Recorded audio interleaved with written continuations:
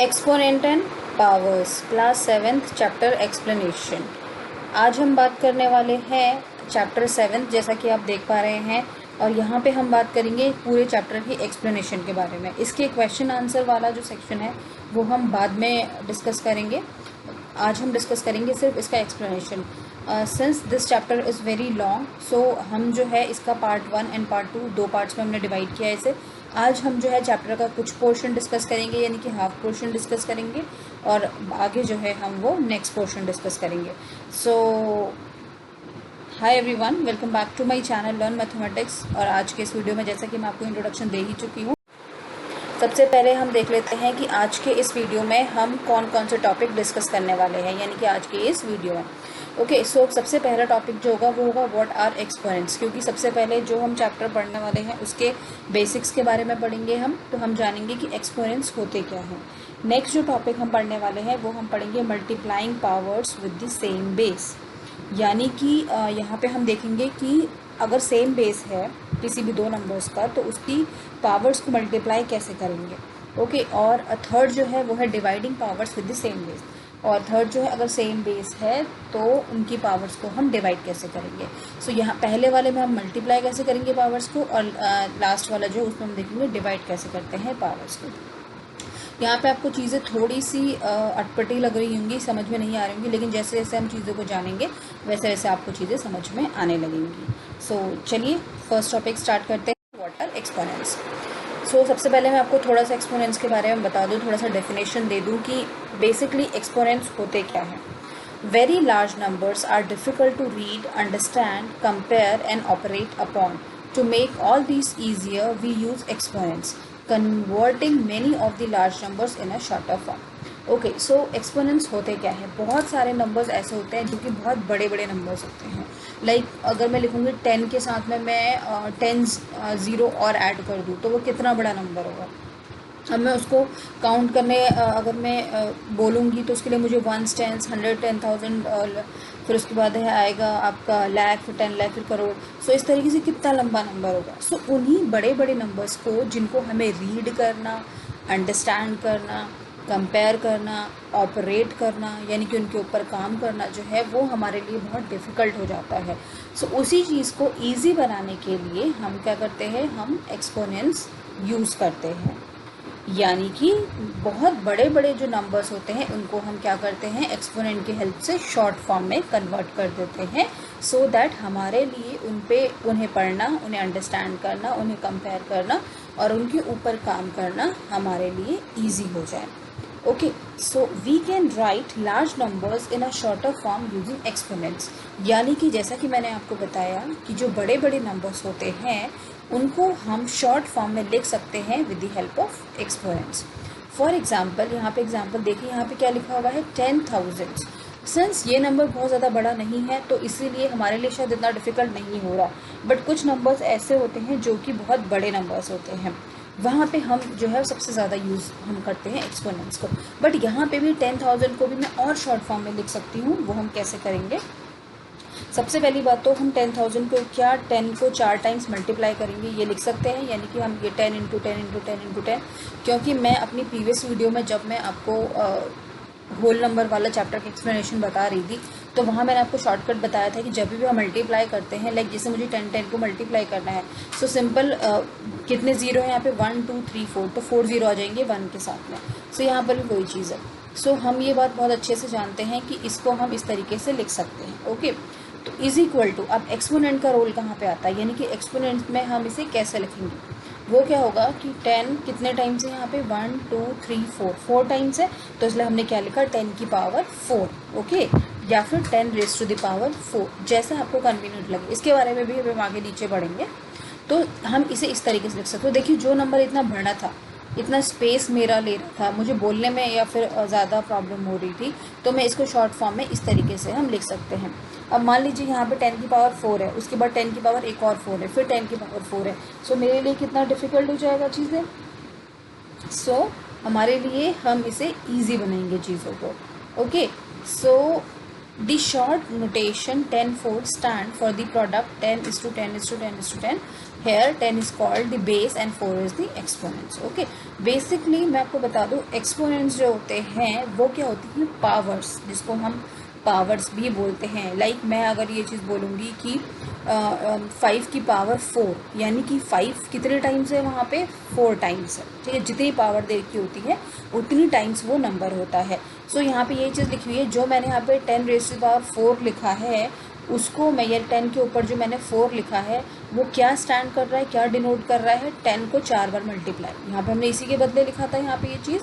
सो वही चीज़ यहाँ पे नोट कर रहा है, जिसमें 10 जो है वो बेस होगा एंड 4 जो है वो एक्सपोनेंट होगा. So this 4 is the exponent and this 10 is the आपका बेस. ठीक है, अभी जो मैं आपको स्टार्टिंग में बता रही थी टॉपिक टू बी डिस्कस में, इससे पहले वाली स्लाइड में, वहाँ पे मैंने चीज़ें बताई थी. विद सेम बेस को हम मल्टीप्लाई कैसे करेंगे, सेम बेस के साथ में पावर्स को डिवाइड कैसे करेंगे, यही चीज़ हम डिस्कस कर रहे थे. तो वहाँ पे आपको ये लग रहा था कि बेस क्या होता है. अब आपको समझ में आया कि जो भी नंबर है ये बेस होता है और जो इसके ऊपर पावर होती है उसे हम बोलते हैं exponents. I hope it is clear to all. Next, the number 10⁻⁴ is read as 10⁻⁴.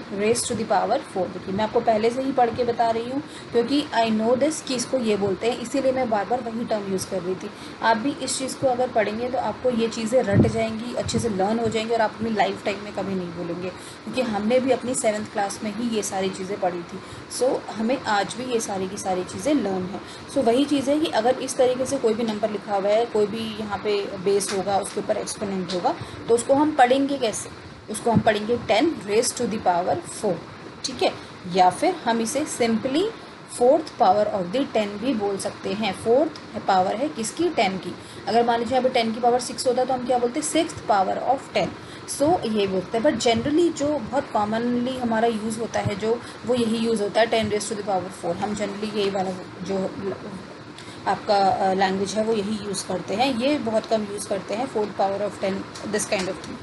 So but आपके लिए जो कन्वीनियंट है, आपको जो इजी लग रहा है, आप उस तरीके से बोल सकते हैं. दोनों के दोनों एकदम करेक्ट मेथड है.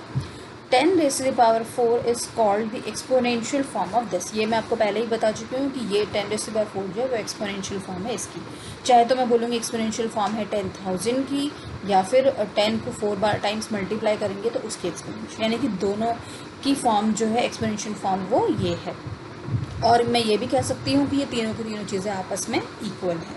इस किसी भी नंबर को देखिए, मैथमेटिक्स में कितना इंटरेस्टिंग सब्जेक्ट है कि एक ही चीज़ को हम कितने डिफरेंट तरीके से लिख सकते हैं. आई डोंट थिंक सो कि किसी और चीज़ में इस तरह की चीज़ें अवेलेबल है. But mathematics is such a beautiful subject कि आप यहाँ पे एक ही चीज़ को कितने डिफरेंट तरीके से कर सकते हैं, सॉल्व कर सकते हैं एक भी क्वेश्चन को. जो आपको ईजी लग रहा है, जिसमें आपको अच्छा लग रहा है, आप वो चीज़ें तरीके से कर सकते हैं. ठीक है, तो यहाँ पे हमने इस पूरी स्लाइड्स में हमने क्या जाना, एक्सपोनेंट्स के बारे में जाना, जो कि ये पूरा आपका चैप्टर है. ठीक है, लॉज ऑफ एक्सपोनेंट्स तो हम बाद में पढ़ेंगे कि लॉज होते क्या हैं. सो यहाँ पे हमने क्या देखा, इन 10⁻⁴ the base is 10 and the exponent is 4. सो यहाँ तक आपको बेस पता चल गया और एक्सपोनेंट्स पता चल गए. नेक्स्ट टॉपिक पर अब एक्सपोनेंट्स में हम कुछ एग्जाम्पल्स देखेंगे ताकि आपको और अच्छे से क्लियर हो जाए चीज़ें. Like 4 7 5 6 1, this is our number. ठीक है, अब इसको अगर मैं जो है इसको इस तरीके से कन्वर्ट कर सकती हूँ. मैं आपको यहाँ पे एक चीज़ क्लियर करना चाहूँगी, क्योंकि हम अपने इस चैनल में अपनी NCERT बुक्स जो होती हैं उनको डिस्कस करते हैं, क्योंकि NCERT जो है वो बहुत बेसिक लेवल का है, आपको बहुत अच्छे से समझ में आ जाएगा. जितने भी आपके एंट्रेंस एग्ज़ाम है सब जगह यही आता है. सो इसको बहुत अच्छे से कर लेंगे तो आपके लिए हेल्पफुल होगा, फर्स्ट थिंग. दूसरी चीज़, क्योंकि ये चैनल टोटली डिपेंडेंट ही NCERT जो बेस जो है वो NCERT पे ही है, तो इसीलिए हम उसका लेते हैं. तो मैं अपनी वीडियोस में ये कोशिश करती हूँ कि पूरा का पूरा चैप्टर आपका कवर हो जाए. ओके, यानी कि जो भी चीज़ें मुझे लगती हैं कि कुछ भी चीज़ें छूटनी नहीं चाहिए. लाइक अगर आप इन वीडियोस को देख लेंगे सो आई डोंट थिंक सो कि आपको NCERT के चैप्टर बुक पढ़ने की ज़रूरत है, except for solving the questions. Okay, वो भी मैं अपने इन वीडियोज़ में डिस्कस करती हूँ. एक्सरसाइज पूरी की पूरी सारे के सारे क्वेश्चंस मैं डिस्कस करती हूँ. सो आपका जो है वो इन वीडियोस को देख के, लाइक आपका जो खाली जो एक चीज़ को कई बार क्या होता है वहाँ पे 2-2 3-3 बार रिपीट करके चीज़ें दी रही रहती है, तो उनसे आप कंफ्यूज भी नहीं होंगे. यहाँ पे क्या हर चीज़ को एक्सप्लेन किया हुआ है. मैं कोशिश करती हूँ एक्सप्लेन करने की कि आपको सारी की सारी चीज़ें एक्सप्लेन हो, कोई टॉपिक छूटे भी ना। सो वहीं पे हमारा जो है चलिए बैक टू द टॉपिक, हमारा जो है यहाँ पे कुछ चीज़ें आपको समझाई हुई हैं कि अगर मान लीजिए इस तरह का कोई नंबर है तो उसको मैं किस फॉर्म में लिख सकती हूँ। ठीक है, अब ये देखिए 47561, क्या मैं इसको 4 इंटू 10,000 लिख सकती हूँ? अगर मैं इसको इस पूरे नंबर को हम क्या लिख सकते हैं, 4 इंटू 10,000। ओके, उसके बाद हम प्लस 7 इंटू 1000। ठीक है, फिर हम क्या करेंगे 5 इंटू 100 प्लस 6 इंटू 10 और प्लस 1। अगर आप इस पूरे को सॉल्व करेंगे ना सो 47561 हो जाएगा। अब इसके पीछे लॉजिक क्या है मैं ये थोड़ा सा आपको एक्सप्लेन कर देती हूँ।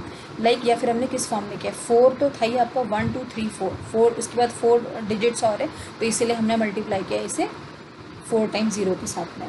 फिर 7 के बाद कितनी डिजिट, 7 लिखा हमने, उसके बाद कितनी डिजिट, 3 डिजिट्स हैं तो इसलिए हमने 1000 के साथ मल्टीप्लाई किया। 5 के बाद 2 डिजिट है तो इसलिए 100, 6 के बाद 1 डिजिट है तो इसलिए 10 और 1 के बाद तो कोई डिजिट नहीं है इसलिए सिर्फ प्लस 1 होगा। ठीक है, सो इस फॉर्म में हम इस नंबर को लिख सकते हैं। ये आप आई थिंक अपनी प्रीवियस क्लास में भी पढ़ चुके हैं, होल नंबर वाले में भी पढ़ चुके हैं आप 6th क्लास में। So this can be written as, अब मैं जो ये नंबर्स जो लिखे हुए हैं अब ये वही फॉर्म आ गया जो मेरी पहले प्रीवियस वाली फॉर्म थी, राइट। सो 4 इंटू, इसको तो मुझे बताइए, मैंने अभी आपको बताया 10⁻4 लिख सकते हैं, plus 7 into 10⁻3 plus 5 into 10⁻2 plus 6 into 10, तो 10 ही रहेगा क्योंकि इसके और कोई भी जीरो नहीं है इसके साथ में, और प्लस 1। यानी कि मैंने इस नंबर को इस तरीके से लिख सकते हैं। सो आपने देखा इस नंबर को मैंने इसको एक्सटेंडेड फॉर्म में लिखा, वो ये किया, और इसको और शॉर्ट फॉर्म में करने के लिए मैंने इसको एक्सपोनेंट्स के फॉर्म में कन्वर्ट कर दिया। ठीक है, सो आप, मेरे कहने का मतलब ये है कि यहाँ पे आप जो है इन एक्सपोनेंट्स को कहाँ कहाँ पे और किस तरीके से यूज़ कर सकते हैं। ठीक है, सो फर्स्ट जो उसका यूज़ है वो ये हो गया। सेकेंड जो है लाइक 81 है। अब 81 जो है उसकी फैक्टर्स क्या होते हैं, 3 इंटू 3 इंटू 3 इंटू 3। अब आप इतना बार लिखेंगे 3 इंटू 3, क्या आप इसे इस तरीके से नहीं लिख सकते कि 3 की पावर कितनी बार 3 है यहाँ पे, 1 2 3 4, so 3 raise to the power 4। क्या आप लिख सकते हैं इसे, बिल्कुल लिख सकते हैं। ठीक है, सो देखिए यहाँ पे भी हमने इसको एक्सटेंड फॉर्म करके कितना शॉर्ट फॉर्म में लिख दिया with the help of exponents. So यहाँ पे क्या होगा मैं आपको फिर से बता देती हूँ, 3 जो है वो बेस है एंड 4 जो है वो है एक्सपोनेंट्स। ठीक है, okay, now next 10 to the power मान लीजिए 2 है, यानी कि यहाँ पे आपका 10 जो है वो एक्सपोनेंट्स की फॉर्म में दे रखा है। सो इसको हम किस तरीके से लिखेंगे, हम बोलेंगे कैसे, पहले तो हम ये देख लेते हैं, 10 रेज़ टू द पावर 2 या फिर 10 स्क्वायर्ड ऑन 10 क्यूब। ठीक है, अब देखिए अगर कहीं पे 10 रेज़ टू द पावर 2 है, एक तो मैंने आपको तरीका ये बताया कि इसको हम क्या बोलेंगे, 10 रेज़ टू द पावर 2। ठीक है, अब इसके अलावा इसको हम और क्या बोल सकते हैं, इसको हम 10 स्क्वायर्ड भी बोलते हैं। ठीक है, क्यों बोल रहे हैं स्क्वायर, मतलब हम कब यूज़ करते हैं किसी भी चीज़ का स्क्वायर, हम कब निकालते हैं जब उसके ऊपर 2 पावर होती है। तो यहाँ पर भी यही है, इसके ऊपर 2 पावर थी तो उसका मतलब हमने 10 स्क्वायर्ड बोल दिया। अगर 5 होता तो 5 के ऊपर 2 पावर होती तो 5 स्क्वायर्ड बोलते, 3 के ऊपर 2 पावर होती तो 3 स्क्वायर्ड बोलते। Okay, so this is the one thing. Second thing कि अगर इसके ऊपर 3 पावर होती किसी भी नंबर के ऊपर तो हम उसे एक तो क्या बोलेंगे 10 रेज़ टू द पावर 3 बोलेंगे, और इसको हम 10 क्यूब्ड भी बोल सकते हैं या बोलेंगे। ठीक है, तो अब आपको देखा आपने कि अगर 2 पावर होगी किसी के ऊपर भी तो वो उसका स्क्वायर्ड होगा, और अगर 3 पावर होगी किसी के ऊपर भी तो वो उसका क्या होगा, क्यूब्ड होगा। ठीक है, अब हम सोचेंगे अगर 4 पावर हुई इसके ऊपर, 5 पावर हुई, तो फिर हम उसे just 10 raise to the power 4, 10 raise to the power 5 या 5 raise to the power 4, 5 raise to the power 5। ठीक है, इस जो हम नॉर्मल हमारा जो है वो वही यूज़ करेंगे। सिर्फ ये जो हमारी बात होती है सिर्फ स्क्वायर के और क्यूब के केसेस में ही यूज़ होती है। ठीक है, सो मैं ये आपको बता रही हूँ कि क्या क्या एक्सेप्शंस हैं, क्या क्या स्पेशल चीज़ें हैं एक्सपोनेंट्स में।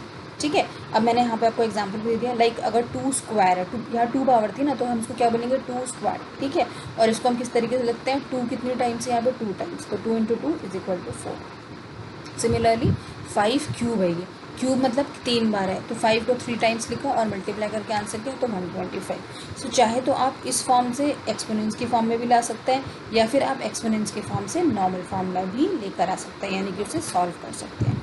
ठीक है, so it is up to you, जैसा क्वेश्चन है जैसी चीज़ें पूछी जा रही हैं आपसे एग्जाम में तो आपको उस अकॉर्डिंग इसे यूज़ करना है। ओके, नेक्स्ट स्लाइड में चलते हैं। व्हाट आर एक्सपोनेंट्स, अगेन हम वही टॉपिक को पढ़ रहे हैं, पूरी की पूरी चीज़ें हम क्लियर करेंगे। यहाँ पे आपको कुछ एग्जांपल्स दे दिए हैं कि हम एक्सपोनेंट्स की फॉर्म में कैसे सॉल्व करेंगे। ठीक है, सो 243 को हम किस तरीके से लिखेंगे, 3 इंटू 3 इंटू 3 इंटू 3, तो कितनी बार 3 है काउंट करिए, 1 2 3 4 5 टाइम्स है, तो हम इसे कैसे लिखेंगे 3 रेज़ टू द पावर 5। यानी कि इसका मतलब क्या हुआ, 3 जो है वो कितनी बार है 5, 5 टाइम्स है, ठीक है। 64 के भी हम, और ये अब आप सोचिए ये निकालने का तरीका तो आपको बताइए, this is all are factors. LCM लेना है 243 का, या फिर मैं ये कहूँगी कि फैक्टर्स निकालने हैं इनके। फैक्टर्स कैसे निकलेगा, एलसीएम से निकलेंगे। सो ये आपकी मर्जी है कि आप कैसे सॉल्व करेंगे, ठीक है। 64 के फैक्टर्स निकालेंगे सबसे पहले, तो कितनी बार 2 आया, 1 2 3 4 5 6। सो इसको हमने लिख दिया 2 raise to the power 6।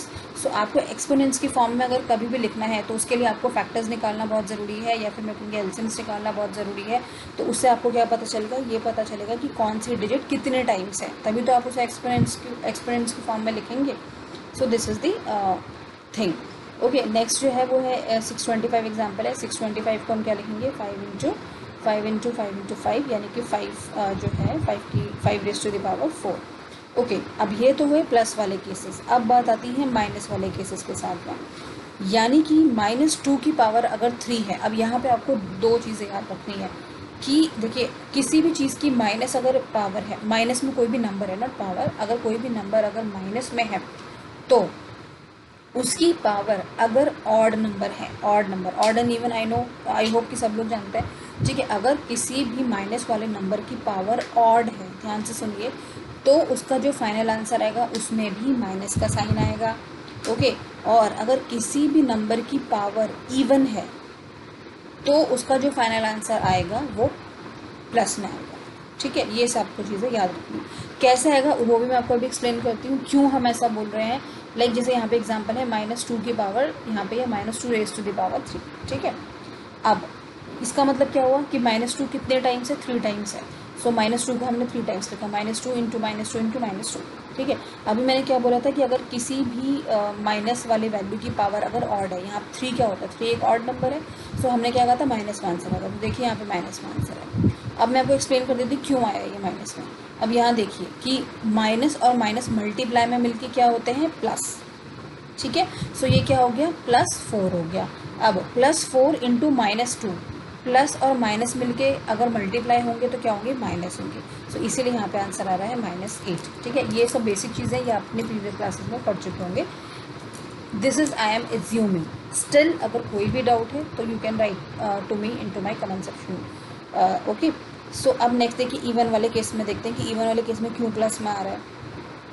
Even वाले केस में क्या हो रहा है कि सबसे पहली बात है -2 की पावर 4 है, ठीक है। सो -2 को हमने 4 टाइम्स लिख लिया। अब -2 और -2 मिलके तो क्या हो गया, प्लस के 2 मिल गए, ठीक है। अब ये वाला -2 और ये वाला -2 मिलके क्या बन गया, ये भी दोनों प्लस के बन गए। और प्लस मल्टीप्लाई में मिलके क्या होंगे, प्लस होगा। तो इसलिए आंसर आया प्लस में। और ये तो आपको बताइए 2 को 4 टाइम्स मल्टीप्लाई करेंगे तो आता है हमारा आंसर 60, ठीक है। सो तो अब आपको समझ में आया कि ऑड में क्या होता है कि आपका पेयरिंग करके तो प्लस हो जाएगा माइनस, लेकिन क्योंकि एक नंबर हमेशा सेपरेट रह जाएगा और उस नंबर की वजह से आपका पूरा आंसर जो है वो नेगेटिव में आ जाएगा, ठीक है। So this is the case कि क्यों आपका ऑड नंबर में नेगेटिव में आ रहा है। और इवन में क्या होगा, क्योंकि पेयरिंग करके सारे प्लस प्लस हो जाएंगे, माइनस मिलेंगे, तो आंसर हमारा हमेशा प्लस में है, ठीक है। अब ये तो हुआ मेरे नंबर्स की फॉर्म में। अब हम एक जनरल फॉर्म ले लेते हैं, a into a into a into a into a, ठीक है। सो कितनी टाइम्स है ये, 7 टाइम्स ए है। तो इसको मैं क्या लिख सकती हूँ, a⁻⁷, ठीक है। अब यहाँ तक तो आपने देखा कि एक ही टाइप का नंबर था, तो मैंने लिख दिया a की पावर 7, या 2 था तो 2 की पावर 6, 3 था तो 3 की पावर 5, हमने इस तरीके से लिखा। लेकिन अब अगर दो तरह के नंबर, ऐसा भी तो हो सकता है, ज़रूरी थोड़ी नहीं कि किसी भी नंबर के फैक्टर हमेशा एक सेम ही नंबर होगा, अलग अलग भी होते हैं। कई बार हमारे कुछ नंबर्स ऐसे होते हैं जिसके हमारे फैक्टर्स जो हैं वो 3 जो है वो 3 बार होगा, या 2 जो है वो 4 बार होगा, इस तरीके से भी तो होते हैं ना फैक्टर्स। और कुछ नंबर्स ऐसे होते हैं जो सिंगल टाइम्स ही होते हैं, ठीक है। इसके एग्जांपल्स भी हम देखेंगे आगे। तो अब इस वाले केस में क्या हुआ, ये उसी का एग्जांपल है। तो a यहाँ पे कितने टाइम्स है, 3 टाइम्स है, और b जो है यहाँ पे 2 टाइम्स है। अब यहाँ पे कंफ्यूज नहीं होना, यहाँ पे आपको सिंपल क्या करना है, a कितनी बार है यहाँ पे, 3 टाइम्स, तो इसलिए हमने a की पावर 3 लिख दी, ठीक है। और b यहाँ पे कितने टाइम्स है, 2 टाइम्स, तो इसीलिए b की पावर कितना हुआ, 2 हुआ, ठीक है। सो ये आपने देखा कि अब बीच में यहाँ पे कोई भी चीज़ नहीं दी हुई, कोई भी साइन नहीं दी हुई। आप चाहे तो मल्टीप्लाई का साइन भी लगा सकते हैं, नो प्रॉब्लम, कोई दिक्कत नहीं है। बट जहाँ पे कोई भी साइन या नहीं होता, कोई भी सिंबल नहीं होता, तो हम एज्यूम करके चलते हैं कि वहाँ पे मल्टीप्लाई ही है। सो इसीलिए हमने यहाँ पे कुछ नहीं लिखा। Okay, otherwise you can also write here multiplication sign, तो उससे भी कोई प्रॉब्लम नहीं होगी। सो देखा आपने, अगर मान लीजिए यहाँ पे सी भी होता, ये मान लीजिए इंटू एक सी होता है यहाँ पे, तो हम क्या लिखते हैं, ए की power a raise to the power 3, b raise to the power 2 and c क्योंकि एक ही था तो इसलिए सी लिखते हैं हम, एक ही पावर, कोई पावर नहीं लिखते।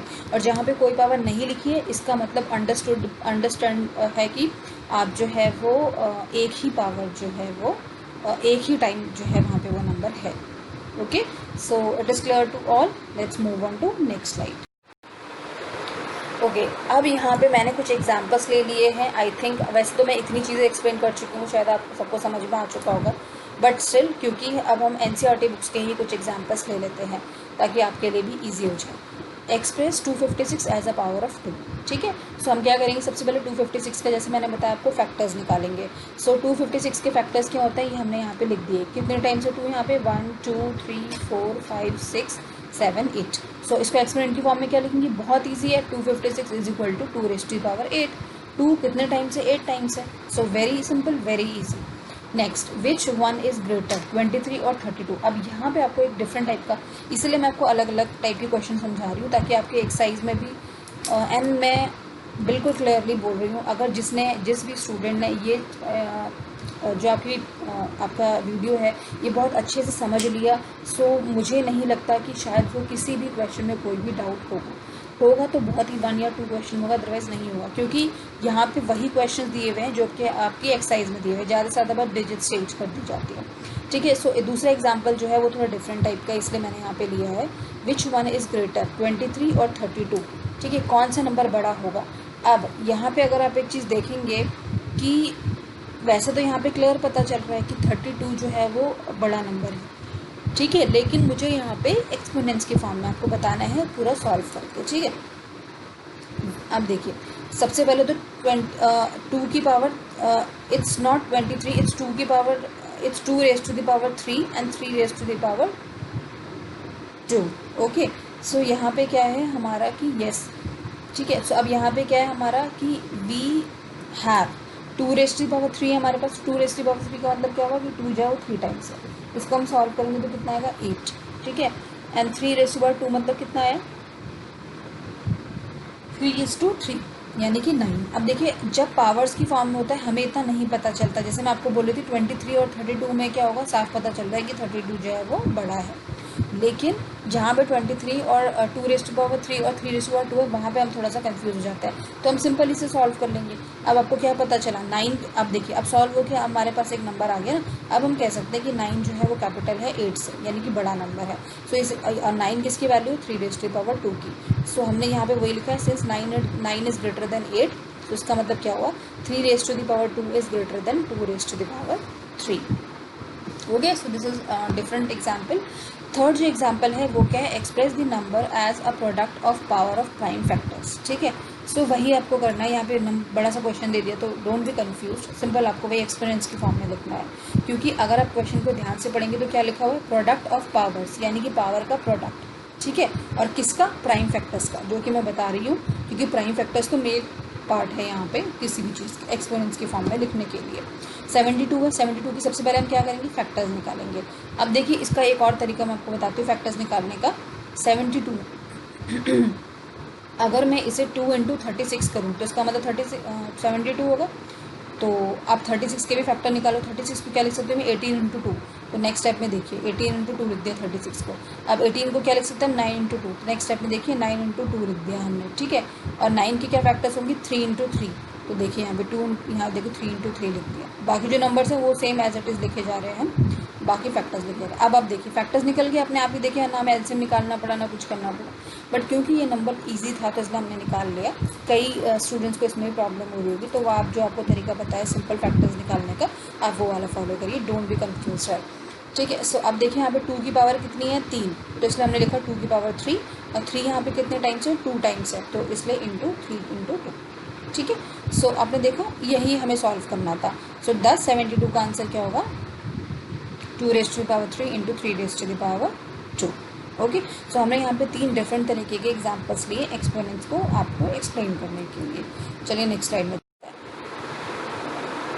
यहाँ पे डिफरेंट टाइप का एग्जांपल ले लेते हैं। अब यहाँ पे जो है वो हम लेंगे जो मैंने आपको माइनस वाला कंसेप्ट समझाया था। अब आप मुझे बताएंगे कि कैसे सॉल्व करना है। ये सॉल्व द फॉलोइंग, यहाँ पे बहुत सारे एग्जांपल्स दे दिए, चलिए वन बाय वन करके हम सॉल्व कर लेते हैं फटाफट। ये मैंने स्पेशली एग्जाम्पल इसलिए लिया है ताकि आपको माइनस और प्लस वाले केस में कोई भी प्रॉब्लम ना रहे, आज ही क्लियर हो जाए।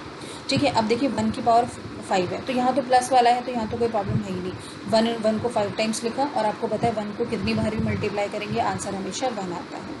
ठीक है, अब नेक्स्ट देखिए 1 की पावर 3। अभी मैंने आपको एक्सप्लेन किया था कि किसी की पावर भी अगर माइनस में कोई नंबर है, उसकी पावर अगर ऑड है तो आंसर क्या आएगा -1। सो देखिए आपका आंसर क्या है -1। अच्छा, मैं एक कोई चीज़ और बताना चाहती हूँ। अगर मान लीजिए आपको ये चीज़ पता है तो देखिए आप यहाँ पे ये सब करने की ज़रूरत भी नहीं है। आप क्या करेंगे, सीधा इसका आंसर लिख देंगे -1। ठीक है, सो यहाँ पे देखिए -1 को हमने 3 बार लिखा तो ये क्या है 1। देखिए इन दोनों को सॉल्व करके क्या है प्लस का 1, तो देखिए प्लस का 1 और एक -1 बचा था तो इंटू -1, इन दोनों को करेंगे तो -1 आएगा। ठीक है, अब यहाँ देखिए -1 की पावर इवन नंबर है तो क्या आंसर आएगा +1 आएगा। तो देखिए यहाँ पे आंसर क्या है +1 आया। ठीक है, 4 टाइम्स हमने -1 को लिखा तो आंसर हमारा आया 1। अब देखिए यहाँ पे -1 raise to any odd power. देखिए वही चीज़ जो मैंने आपको एक्सप्लेन करी है कि -1 के ऊपर अगर ऑड पावर होगी तो उसका आंसर माइनस में आएगा, और अगर -1 की अगर इवन पावर होगी तो उसका आंसर आएगा +1। तो इस चीज़ को आप अच्छे से लर्न कर लीजिए आज।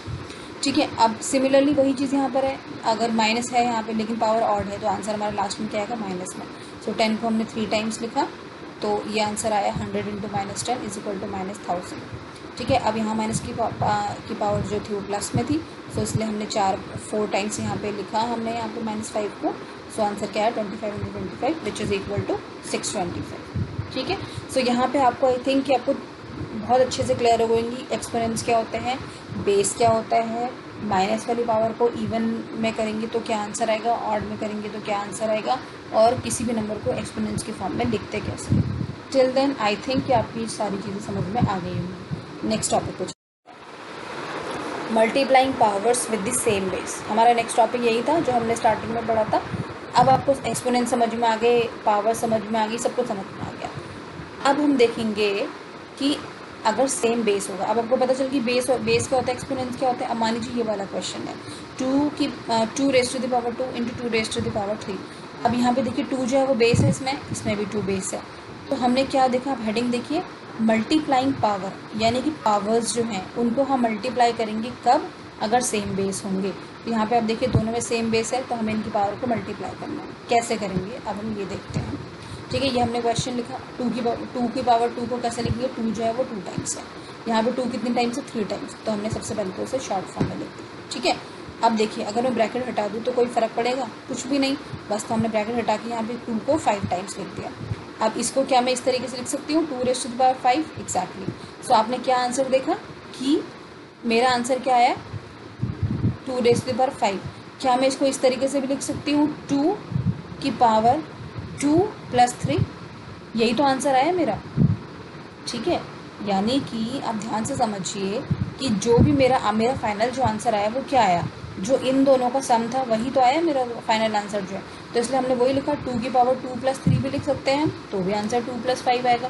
तो ये दोनों के दोनों अगर सेम है तो इसका मतलब हमने क्या देखा, the base in 2 raise to the power 2 and 2 raise to the power 3 is same and the sum of the exponent that is 2 + 3 is 5। वही चीज़ हुआ हमारा। इसका मतलब हमने क्या देखा यहाँ पे कि जब भी कभी बेस सेम होते हैं तो उनकी पावर्स जो है वो ऐड हो जाती हैं। ठीक है, सो यहाँ पे देखिए हम एक जनरलाइज फार्मूला करते हैं। a raise to the power 2 × a raise to the power 4। a को हमने 2 टाइम्स लिखा, यहाँ पे भी देखिए सेम चीज़ होगी, a को हमने यहाँ पे 4 टाइम्स लिखा, तो यहाँ पे a टोटल कितना टाइम्स हो गया 6 टाइम्स हो गया। ठीक है, सो हमने क्या देखा, वही चीज़ देखी, a को बेस जब भी सेम होगा तो पावर जो है वो ऐड हो जाती है, तो इसीलिए हमारा आंसर है। तो अब हम इसका एक जनरलाइज फार्मूला बना लेते हैं, a raise to the power m × a raise to the power n is equal to क्या होगा, बेस सेम एक ही बार रहेगा और पावर जो है दोनों की वो ऐड हो जाएंगी m + n। तो कोई भी अगर इस तरह का नंबर होता है तो हम उसमें जनरलाइज फार्मूला डायरेक्ट ये सब बिना करें। ओके, इसका मतलब ये है हमें ये सब कुछ भी करने की ज़रूरत नहीं है, बस जैसे ही हमारा ये क्वेश्चन देखेंगे हम इज इक्वल टू ये वाला फार्मूला अप्लाई कर देंगे, यानी कि 2 की पावर 2 + 3। ठीक है, so this is the answer या फिर this is the method of multiplying powers with the same. Next topic में हम देखेंगे डिवाइडिंग पावर्स विद द। ठीक है, अब अभी तक तो मल्टीप्लाई करना था जिनका सेम बेस था, अब हम करेंगे डिवाइड कैसे करेंगे हम पावर्स को, ठीक है। यहाँ पे देखिए ये सिंप्लीफाई करना है इस क्वेश्चन को।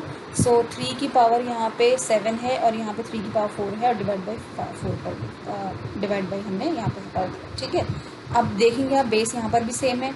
अब मल्टीप्लाई वाले केस में तो क्या होता है, जब बीच में मल्टीप्लाई था वहाँ पावर्स को ऐड कर दे रहे थे। डिवाइड में क्या होता है चेक करते हैं। सबसे पहले तो हमने क्वेश्चन लिखा। अब डिवाइड में आप सबको पता है कि डिवाइड अगर कभी होता है तो हम उस तरीके से लिखते हैं, ठीक है। सो 3⁻7 को हमने ऊपर लिखा, 3⁻4 को हमने यहाँ लिखा इज इक्वल टू 3⁻7 का मतलब क्या हुआ कि 3 कितने टाइम्स है 7 टाइम्स, यहाँ पे हमने लिख दिया। 3⁻4 का मतलब 3 यहाँ पे 4 टाइम्स है। अब ये आपको अच्छी तरीके से पता है कि डिवाइड में ऊपर चीज़ें कैंसिल्स होती हैं, तो यहाँ पे 1 2 3 4 3s हैं, तो यहाँ से भी 4 3 जो है वो कैंसिल हो जाएंगे। 1 2 3 4 मान लीजिए हमने ये वाले 4 3 हमने कट कर दिए, ये यहाँ से डिवाइड होके ये डिवाइड हो गए। यहाँ पे कितना बचा 3 टाइम्स 3 बचा, देखिए यही बचा यहाँ पे। और इसको मैं क्या लिख सकती हूँ 3⁻3, ठीक है। सो आपने देखा कि मेरा आंसर क्या आया कि 7 में से अगर मैं 4 को माइनस करती हूँ तो भी मेरा आंसर 3 आएगा। इसका मतलब यहाँ पे क्या कंसेप्ट फॉलो हो रहा है 3⁻, या फिर मैं वही देखिए 3⁻, क्या कंसेप्ट हो रहा है कि 3 जो बेस होगा उसे हम एक बार लिखेंगे और पावर्स जो होंगी उनको माइनस कर देंगे। मल्टीप्लाई वाले में क्या होता है पावर ऐड हो रही थी, डिवाइड वाले में क्या आंसर आ रहा है हमारा जो माइनस करने के बाद आता है पावर्स को, तो 7 - 4 इसका आंसर भी 3⁻3 आ रहा है। अब हम एक जनरलाइज ले लेते हैं like a⁻4 divide by a⁻2। एक और बार चेक कर लेते कि हाँ हमारा ये फॉर्मूला फिट आ रहा है कि नहीं आ रहा, फिर हम उसके बाद एक जनरलाइज फॉर्म बना देंगे। ओके, सो यहाँ पे क्या है कि a⁻4 डिवाइड बाई a⁻2। सो अब क्या हुआ यहाँ पे a⁻4 का मतलब a कितने टाइम्स है 4 टाइम्स है, और यहाँ पे a कितने टाइम्स है 2 टाइम्स है। अब देखिए ये 2 टाइम्स वाला a यहाँ पे 2 टाइम्स वाले a से कैंसिल हो गया, तो यहाँ पे कितने टाइम्स a बचा 2 टाइम्स बचा, तो यहाँ पे 2 टाइम्स बचा। इसको मैं क्या लिख सकती हूँ a⁻2, यानी कि यहाँ पर भी यही हो रहा है। अगर मैं इसको a⁻4 - 2 लिखूँ तो आंसर मेरा a⁻2 आएगा। तो मैंने दो ऑप्शंस चेक करे और दोनों में क्या हो रहा है कि पावर को जो माइनस करने के बाद आंसर आएगा वो आंसर आ रहा है सॉल्व करने के बाद। तो हम इसका एक जनरलाइज फार्मूला बना सकते हैं a⁻m डिवाइड बाई a⁻n। इसका मतलब क्या होता है कि ए देखिए बेस तो सेम है लेकिन पावर जो है वो डिफरेंट है और बीच में साइन क्या है डिवाइड। तो अगर इस तरह का कोई भी क्वेश्चन होगा तो उसे कैसे सॉल्व करेंगे हम, a यानी कि बेस जो भी होगा उसे एक बार लिखेंगे और पावर जो है उनको माइनस कर देंगे, तो m - n, ठीक है। So this is the generalize formula of a⁻m divide by n, यानी कि अगर आपका सेम बेस होगा तो हम उसकी पावर्स को डिवाइड करेंगे तो कैसे सॉल्व करेंगे। सो आप एक शॉर्टकट में ये जान लीजिए कि अगर कभी भी मल्टीप्लाई में होता है सेम बेस में तो वहाँ पे आपको पावर्स को ऐड करना है, और कहीं भी डिवाइड में होता है सेम बेस के साथ में तो वहाँ पे आपको पावर्स को माइनस करना है, यानी कि सबट्रैक्ट करना है, ठीक है। सो आज के इस वीडियो में बस इतना ही। मैंने पूरी कोशिश करी कि आपको बहुत बेसिक और सारी चीज़ें समझ में आ जाए। Still if you have any doubt in your mind, so you can ask me on my comment section. I will definitely solve your issues or your problems. Okay, so अगर आपको वीडियो अच्छी लगी तो वीडियो को please like कर दीजिए, अपने सारे फ्रेंड्स के साथ शेयर कर दीजिए, और चैनल सब्सक्राइब नहीं किया तो चैनल को प्लीज़ सब्सक्राइब भी कर दीजिए। और हाँ, बेल नोटिफिकेशन बेल जो है वो ज़रूर प्रेस करना है आपको, वो बिल्कुल मिस मत करिए क्योंकि तभी आपको वीडियो के नोटिफिकेशन मिलेंगे और आप कोई भी नया वीडियो जल्दी से देख पाएंगे। सो मिलते हैं, टिल देन बाय बाय। अपनी नेक्स्ट वीडियो मिलते हैं जिसमें हम बात करेंगे एक्सपोनेंशियल पावर्स के सेकंड पार्ट के बारे में, यानी कि इसके अगले सेक्शंस के बारे में। Bye bye, take care.